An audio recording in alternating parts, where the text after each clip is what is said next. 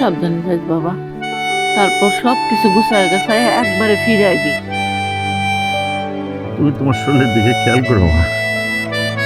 তোমার এভাবে দেখতেছি ভালো লাগছে না। বাইরে আমার বাবা, তুই আসুক বলে বিশ্বাস কর, খুব নিশ্চিন্তে গেলাম। তোর ভাবি কিন্তু এমনি খুব শরম পায়।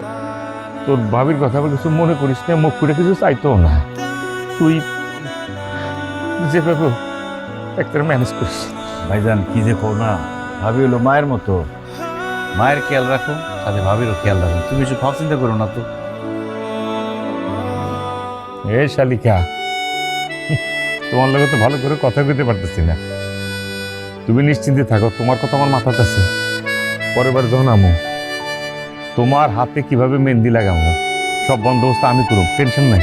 দুলা ভাই আপনি যে কি কর না, আবারও আমার শরম দিতেছে। হবে তো খুব লক্ষ্মী মেয়ে। ভাইজান চলো, দেরি হয়ে যেতেছে। বাহ, ভাবি আমার কাছে দাও। আমি ধরি, সমস্যা নেই। সাবধানে। চলো। দুলা ভাই সাবধানে যান।